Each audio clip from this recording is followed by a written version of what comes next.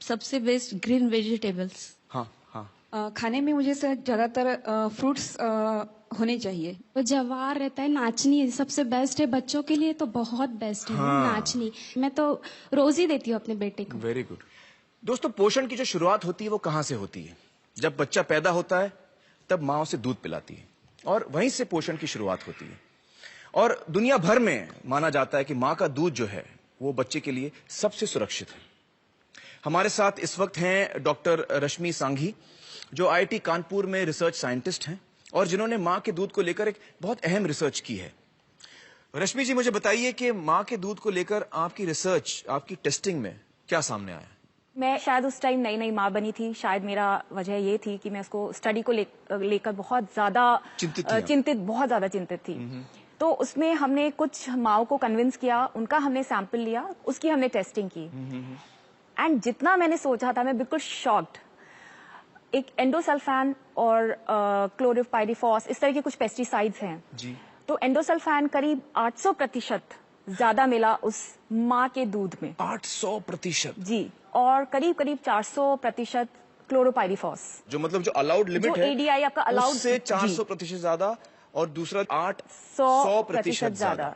तो ये तो बहुत शॉकिंग बात है। बहुत शॉकिंग है। तो ये मतलब बच्चा पी रहा है, जो माँ का दूध, ये माँ के दूध से बच्चे को जा रहा है। और ये माँ के दूध में इसलिए आ रहा है क्योंकि माँ जो है, जो सब्जियां फल खा रही है, उससे उसको, जी हाँ, उसमें पेस्टिसाइड है। जी हाँ। तो ये IIT कानपुर में आपने ये रिसर्च की? जी हाँ। दोस्तों, ये बहुत ही ताज्जुब की बात है कि माँ के दूध में भी पेस्टिसाइड्स यानी कीटनाशक हैं। दोस्तों, पेस्टिसाइड एक अंग्रेजी शब्द है और आम जबान में अगर मुझे इसको समझाना पड़े तो वो ये है कि पेस्ट यानी कीड़े और पेस्टिसाइड यानी कीड़े मारने की दवा। अब हम इसको कहते तो दवा है, लेकिन दरअसल ये जहर है जो कीड़ों को मारता है। जैसे आपने घर में सुना होगा कि चूहे मारने की दवा या कॉकरोच मारने की दवा। अब ये दवा से चूहे या कॉकरोच की सेहत अच्छी नहीं होती, बल्कि वो उसे खाने के बाद मरता है। इसलिए ये समझना बहुत जरूरी है कि ये दवा नहीं, जहर है। रश्मि जी ने हमें बताया कि एंडोसल्फान नाम का पेस्टिसाइड उन्हें मां के दूध में मिला था। आइए अब मैं आपको ले चलता हूं कासरगोड, जहां करीबन 25 सालों तक इसी एंडोसल्फान नाम के पेस्टिसाइड की हेलीकॉप्टर से स्प्रेइंग की गई थी। देखते हैं वहां पर एंडोसल्फान का क्या असर हुआ।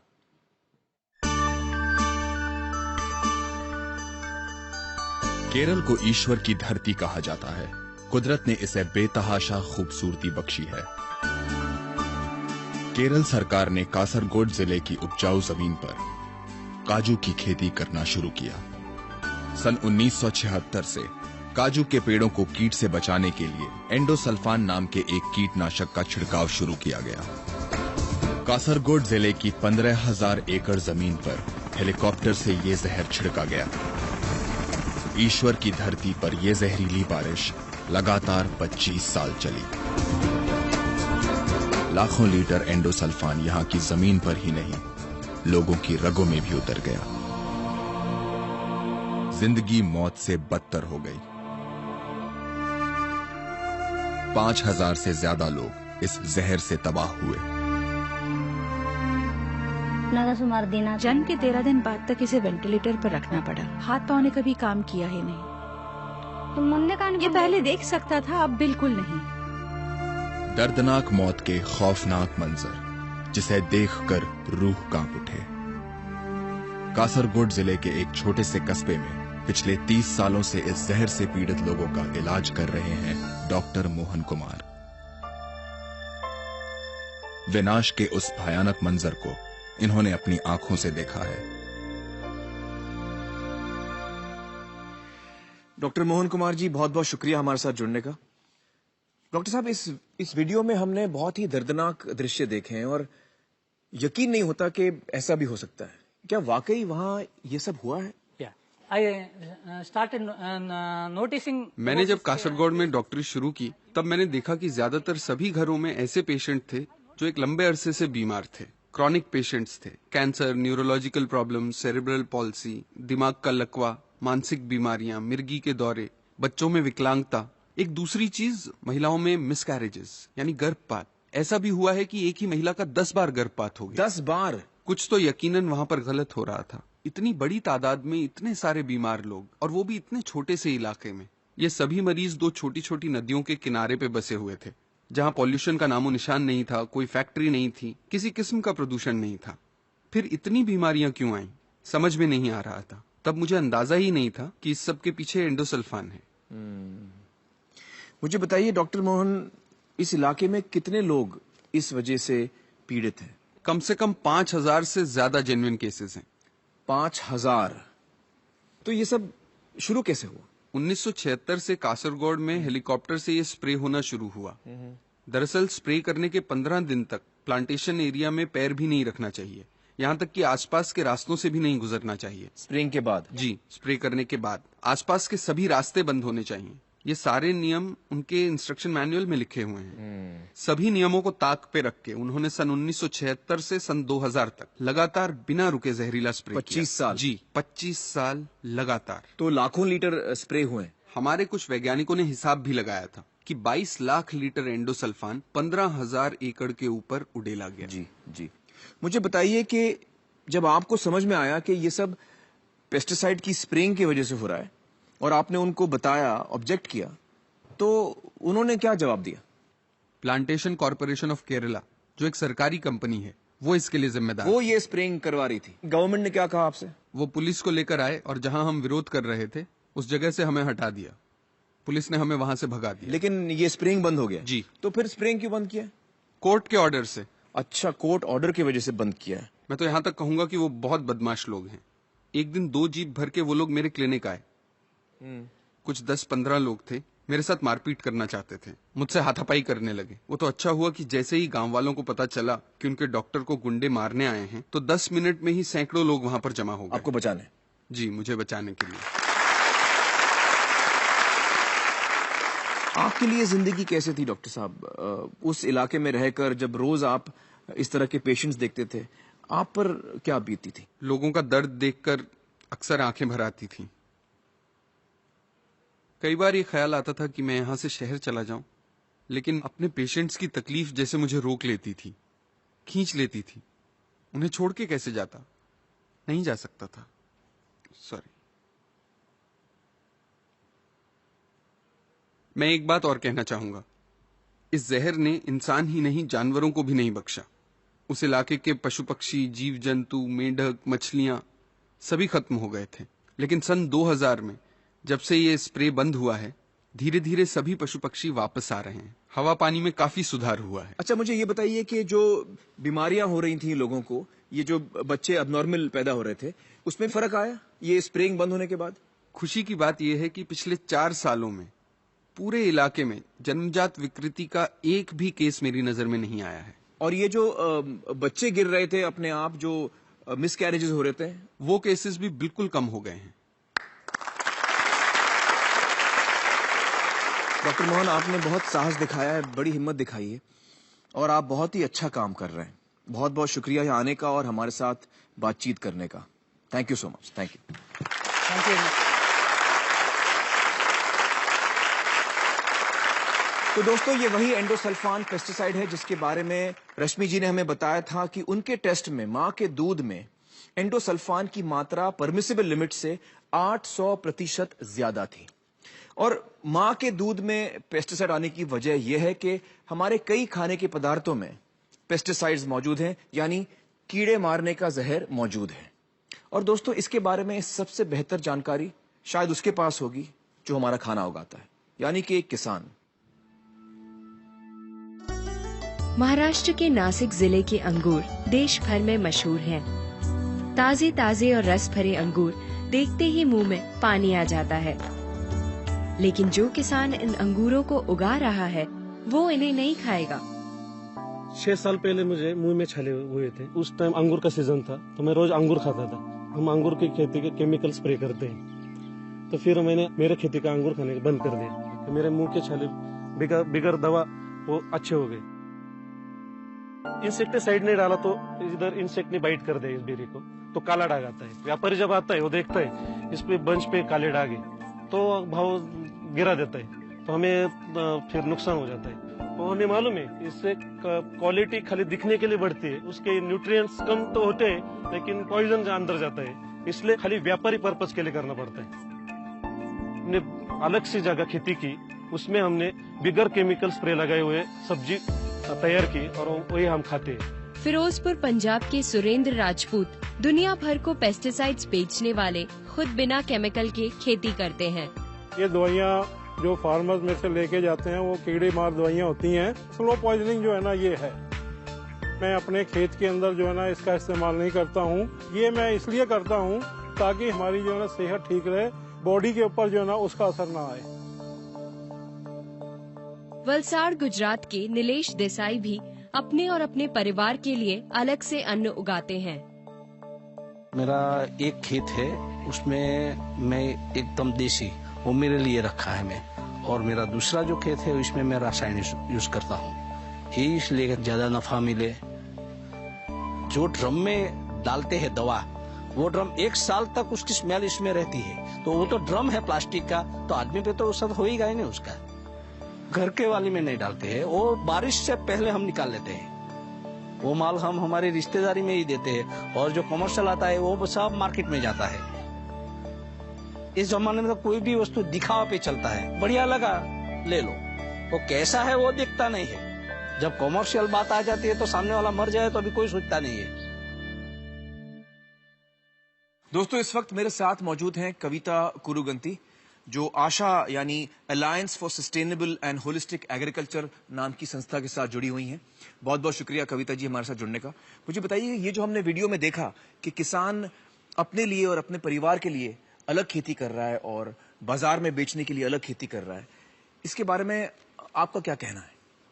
यहाँ पे आपने सिर्फ 3 किसानों की छोटे क्लिपिंग्स देखा है, मगर लाखों किसान ऐसे हैं इस देश में जो ऐसे ही करते हैं। जी, और जी। मैं किसानों को दोषी नहीं ठहराऊंगी इस बात की, क्योंकि किसान बहुत अलग अलग दबाव में वो अपना जिंदगी गुजारने की कोशिश कर रहे हैं।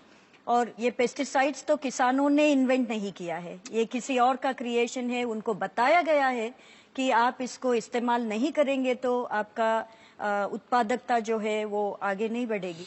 मुझे बताइए कि हिंदुस्तान में ये पेस्टिसाइड के इशू को लेकर या केमिकल फार्मिंग के इशू को लेकर क्या क्या समस्याएं हैं? पहला मुद्दा ये है कि हमारे देश में कई सारे ऐसे पेस्टिसाइड्स हैं जो बाकी देशों में बैंड है, और कहीं वो अलाउड ही नहीं है, वो सिर्फ इंडिया में चलते हैं। ऐसे 67 पेस्टिसाइड्स इंडिया में है, ये सरकार का आंकड़ा है। और दूसरी बात तो है, क्यों बाहर क्यों बैंड है ये 67? या तो हेल्थ ग्राउंड्स पे या एनवायरमेंटल ग्राउंड्स पे वहाँ पे बैन किए गए हैं। हेल्थ ग्राउंड मतलब सेहत के लिए अच्छे नहीं है, सेहत के लिए अच्छा नहीं है। और जो इंडिया में भी बैंड है, कई साल पहले जो बैन हुए थे, वो पेस्टिसाइड्स अब भी वो हमारे खाने में रेसिड्यूज बन के अभी भी वो आते हैं वो खाने में हमारे। तो कैसे? वो ऐसे कैसे? क्योंकि उनका परसिस्टेंस ऐसा है। दूसरा मतलब ये वो हो बैंड सकता है, उनका इस्तेमाल आजकल नहीं होता, लेकिन वो इतने जिद्दी हैं कि वो मट्टी में पानी में घुल मिल गए हैं और वो आज भी हमें हमारे पेट में जाते हैं। और दूसरा कारण ये हो सकता है कि आज भी वो खेती में कैसे भी इस्तेमाल हो रहा है। तो ये हमारा रेगुलेशन के ऊपर हमारा ध्यान लेके जाता है। तो ये अवशेष जो कीटनाशक जहर है जो खेती में इस्तेमाल किए जा रहे हैं, वो वही नहीं रहने वाले हैं, आपके खाने में आने वाले हैं। वो अवशेष की जो जांच अलग अलग लोगों ने की है, उसके आंकड़े में आपके सामने प्रेजेंट कर रही हूँ। 2001 में एक सरकार का ऐसे पेस्टिसाइड रेसिड्यू को मॉनिटर करने का ही एक देश भर में एक प्रोजेक्ट चलता है। 2001 में उन्होंने पाया है कि 61% ऑफ द सैंपल्स वो प्रदूषित थे, और उसमें से लगभग 11% जो सरकार एक लिमिट को सेट करती है कानूनन, उससे ज्यादा इनमें पाए गए हैं। उसके बाद इस देश में एक जॉइंट पार्लियामेंट्री कमिटी भी सेटअप की गई थी। उसके बाद के जो सरकार के आंकड़े हैं बहुत कम दिखाने लगे कि अब प्रदूषित नहीं है और लीगल लिमिट है। उससे ज्यादा वाले सैंपल्स बहुत कम है, सिर्फ 2% है। मगर आप देखेंगे 2003 में ही IARI जो सरकार का एक प्रीमियर एग्रीकल्चरल रिसर्च इंस्टीट्यूट है, उन्होंने ये जांच करके बताया कि उनके सभी सैंपल्स कंटामिनेटेड है, सब पूरे उनके सैंपल्स प्रदूषित है। मगर सबसे इम्पोर्टेंट बात ये है कि हम कॉकटेल ऑफ पेस्टिसाइड से एक्सपोज्ड है। इसका मतलब है जो खा रहे हैं एक पेस्टिसाइड नहीं है, अलग अलग पेस्टिसाइड्स मेरे अंदर जा रहे हैं। वो एक का असर एक होता है, दूसरे का दूसरा होता है, लेकिन जब 10-25 अंदर होते हैं तो वो सब मिल के वो हमारे शरीर में क्या उधम मचा रहे हैं उसका हमें बिल्कुल अंदाजा नहीं है। Centre for science and environment बोल के दिल्ली का एक ग्रुप है, उन्होंने एक छोटा सा एक्सरसाइज किया कि अगर हम सीमा के नीचे भी अगर अवशेष पाते हैं और ऐसा दिन भर कम अवशेष वाला खाना भी खाते हैं, क्या वो हमारे लिए ठीक है क्या? और उन्होंने ये पाया है कि एक पूरे दिन में आपका एवरेज डाइट जो होता है, जो आप एक दिन में खाएंगे तो एक दिन में जो एक्सेप्टेबल डेली इनटेक बोल के एक मापदंड होता है, उससे 400% ज्यादा, 500% ज्यादा हम लोग अंदर ले रहे हैं। ये बहुत जरूरी है लोगों को समझना। जो लिमिट तय किया गया है हर सब्जी के लिए, हर चीज के लिए, उसके अगर अंदर भी हम रहें और वो खाना खाएं जिसमें वो लिमिट के अंदर है वो पेस्टिसाइड, जब दिन भर में हम खाना खा लेते हैं कि सब्जी भी खाई, रोटी भी खाई, चावल भी खाया, दाल भी खाया, दूध भी पिया, तो उसमें जो टोटल पेस्टिसाइड है वो दिन भर का जो लिमिट होता है उससे 400% ज्यादा है। और यही मतलब ये सबसे बड़ी फिक्र की बात है। और जो पेस्टिसाइड जिस कीड़े को मारने के लिए इस्तेमाल कर रहे हैं उसमें 1% से भी कम उसके ऊपर जाके गिरता है। बाकी जो 99% से ज्यादा पेस्टिसाइड जो है, जो जहर है, वो हमारे ही पर्यावरण में, हमारे जमीन में, हमारे पानी में, हमारे खाने में, हमारे हवा में और हमारे अंदर ये सब जा रहे हैं। और कोई ये नहीं कह सकता है कि ये जो 99% है उसका असर कुछ नहीं होगा, ये सही नहीं है। मतलब जो चीज इतनी खतरनाक है उसके 1% से कीड़ा मर सकता है, तो जाहिर है वो खतरे की चीज है और उसका बहुत ही खतरनाक असर होगा हर चीज पे। चलिए, बहुत बहुत शुक्रिया हमारे साथ बातचीत करने का Kavita ji, thank you so much. दोस्तों, हमारे साथ यहाँ पर डॉक्टर श्री गोपाल काबरा भी मौजूद हैं। डॉक्टर काबरा पिछले 50 सालों से जयपुर में डॉक्टर रह चुके हैं और सेहत पर जो पेस्टिसाइड्स का असर होता है उसको लेकर उन्होंने काफी रिसर्च की है।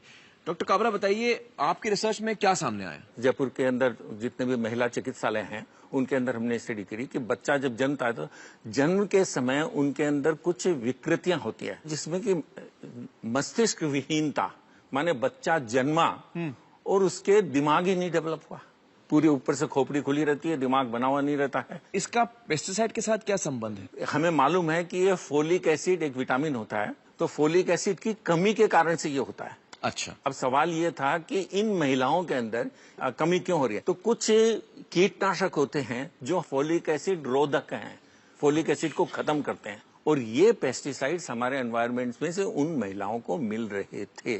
जैसे राजस्थान के अंदर उस टाइम हमने जब स्टडी करी थी तो हमने देखा था कि एक साल के अंदर कम से कम भी 5000 ऐसे बिना दिमाग वाले मस्तिष्क विहीन बच्चे पैदा होते हैं खाली राजस्थान के अंदर। आप कुछ तस्वीरें भी लाए हैं जो हम दर्शकों को दिखाना चाहेंगे। ये तस्वीर है, ये देखिए, मस्तिष्क विहीन बच्चा है जिसका दिमाग बिल्कुल नहीं बना है, दिमाग बाहर निकला हुआ है।